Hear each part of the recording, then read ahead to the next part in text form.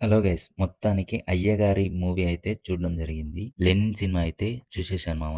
ఎలా ఉందో full review తెలుసుకునే ముందు మన వీడియోకి ఎవరైనా ఫస్ట్ టైమ్ వస్తే సబ్స్క్రైబ్ చేసుకోండి. పక్కనే ఉన్న బెల్ ఐకాన్ కూడా ఆన్ చేసుకోండి. 'అయ్యగారికి' ప్యూర్ కమ్‌బ్యాక్ అని చెప్పొచ్చు. నిజంగా చెప్తున్నాను 'అయ్యగారికి' కమ్‌బ్యాక్. అంటే సినిమాలో ఫ్లాస్ ఉన్నాయంటే ఉన్నాయి.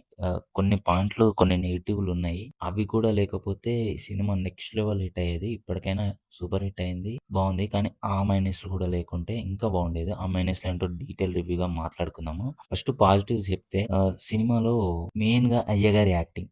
అంటే అఖిల్ గారి యాక్టింగ్, అఖిల్ గారు ఈ రేంజ్ యాక్టింగ్ చేస్తారని అస్సలు ఎక్స్‌పెక్ట్ చేయలేదు. అంత బాగా చేశారు యాక్టింగ్. నిజంగా చెప్తున్నాను చాలా బాగా చేశారు. అఖిల్ గారే కాకుండా అఖిల్ గారి ఫ్రెండ్ క్యారెక్టర్ ఉంటారు. ఆయన మాత్రం పర్ఫార్మెన్స్ పీక్ అసలు. సినిమాలో మెయిన్ ప్లస్ ఏందంటే అన్ని క్యారెక్టర్స్ సెటిల్డ్‌గా యాక్ట్ చేస్తాయి. క్యారెక్టర్ రైటింగ్ కూడా బావుంది. అంటే క్యారెక్టర్స్‌కి ఇచ్చే గోల్ కూడా బావుంది. ప్రతి క్యారెక్టర్‌కి ఒక గోల్ ఉంటూ ఉంటది. ఆ గోల్‌ని రీచ్ అవ్వడం కోసం వాళ్ళు ఎలాంటి డెసిషన్ తీసుకుంటారు అనే పాయింట్స్ కూడా బాగా చూపించారు. అక్కడక్కడ బీజీఎం కూడా వర్క్ అయింది. అక్కడక్కడ అంటే చాలా చోట్ల బీజీఎం మైనస్ పాయింట్ అనిపించింది సీన్స్‌లో. అంటే ఒక హై ఇవ్వాల్సిన సీన్స్‌లో కూడా బీజీఎం సరిగ్గా లేదు అనిపించింది. కానీ కొన్ని చోట్ల మెయిన్‌గా ట్రైలర్‌లో చూపిస్తారుగా మనకి 'జయమంగళం' అనే ఒక సాంగ్. ఆ సాంగ్ గాని, ఆ సాంగ్‌కి సంబంధించిన బీజీఎం గాని చాలా బాగా అనిపిస్తది సినిమాలో. ఇక ఇంటర్వెల్ ట్విస్ట్ కూడా చాలామందయితే అంతగా ఎక్స్‌పెక్ట్ చేయరు.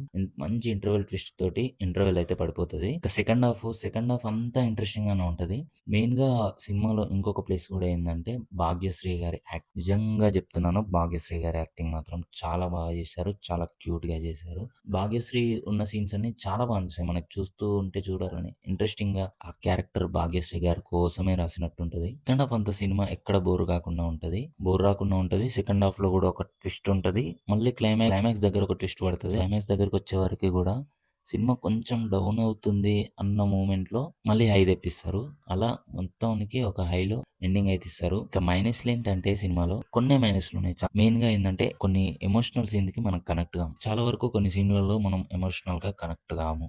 అంటే క్యారెక్టర్స్‌కి మధ్యన ఉన్న బాండింగ్, వాళ్ళ లవ్ అదనేది స్ట్రాంగ్‌గా అయితే చూపియలేదు.